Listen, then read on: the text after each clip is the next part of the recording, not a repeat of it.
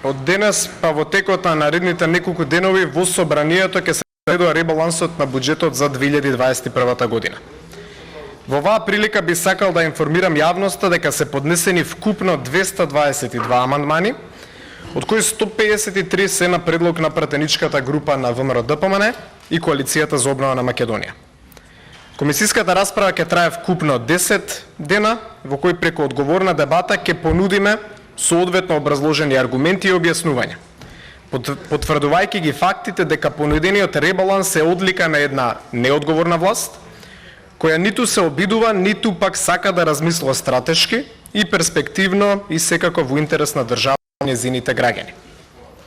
Јавниот долг во Македонија веќе го достигна највисокото ниво во нашата историја.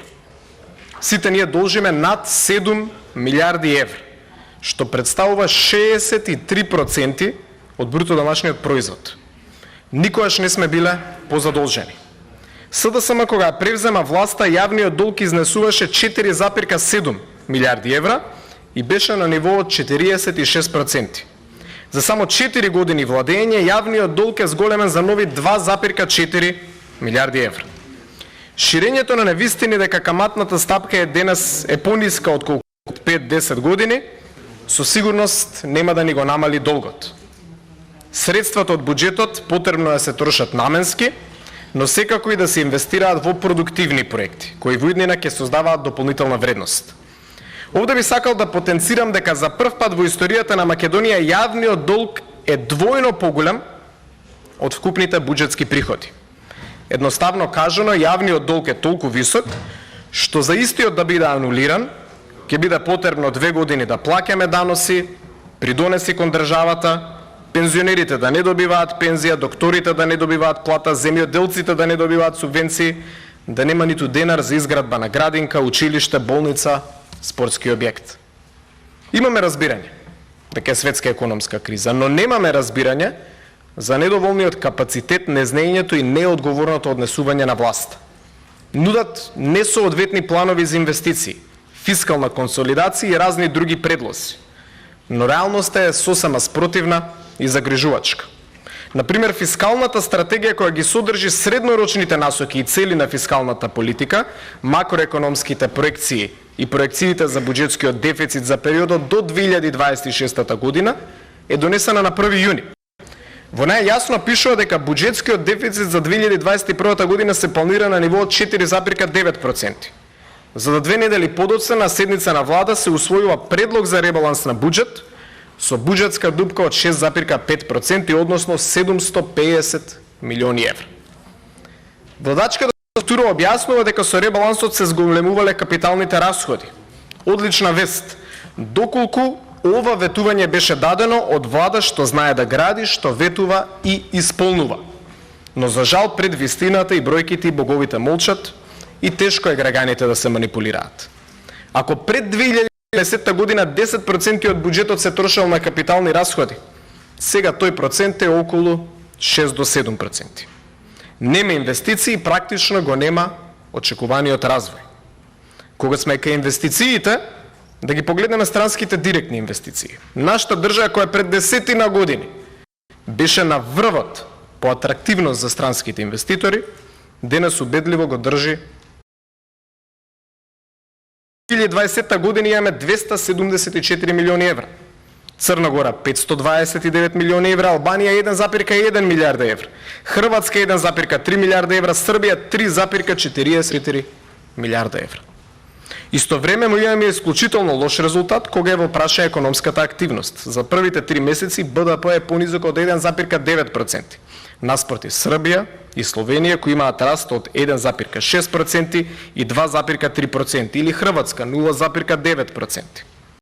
Согласно изнесените податоци би можеле да констатираме дека Македонија се наоѓа во длабока економска криза. Државата се одржува на кредити кои во иднина ќе треба сите ние да ги исплаќаме. Познатата поговорка од епопејата Илјада гласи: не им верувајте на данеисте, дури ниту кога дарови носат. Сведувајќи го тоа на реалноста, во нашето време би можеле да го произведеме заклучокот дека не треба да им се верува на владините коалициони партнери, кога ветуваат намалување на ДДВ на струја. Не треба да им се верува кога најавуваат еколошка такса. Никога делат ваучери на разни групи на граѓани. ДДВ на струја ќе се намали, но сметките ќе останат исти. Вчера регулаторната комисија за енергетика најави покачување на цената на струјата за нови 12,5%. Поминато годишните 7,5%. За да не се почувствуваат веднаш тие 12,5%, ќе го се намали ДДВ-то во период од една година. Но од идната година и од 2023 година сметката за струја ќе станат драстично поголеми. Тоа е така затоа што Елем реди загуби поради сомнителни тендери кои се делат на фирми блиски до власта, бројни вработувања, пред се неодговорно работење. Се воведува еколошка такса од 4 денари, под изговор дека сме имале најниски цени на горивата во Европа и дека парите ќе се инвестирале во зелена агенда. Дали знаете што друго е најниско освен цените на горивото? Во Словенија 1 литар дизел гориво е околу 1,2 евра.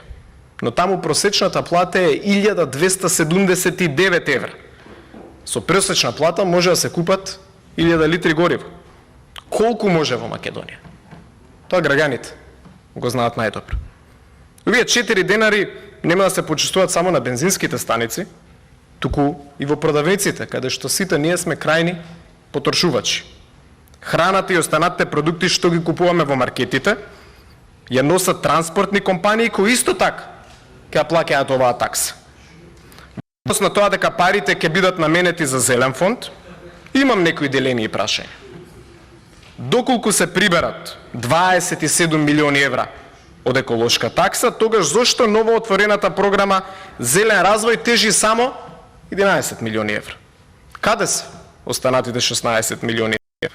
Дополнително загрижувачки е што никој не знае зашто ќе се потрошат ниту тие 11 милиони евра, кои наводно ќе бидат наменети за зелен развој.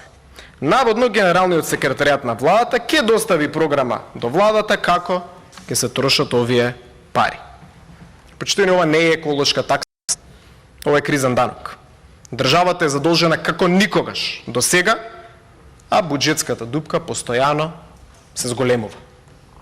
Делењето ваучери стана пракса на оваа влада и при тоа секако треба да се има во предвид фактот дека тие пари владината коалиција не ги дава од свој джеп, туку ги обезбедува преку плаќање на даноци на граѓаните и компаниите.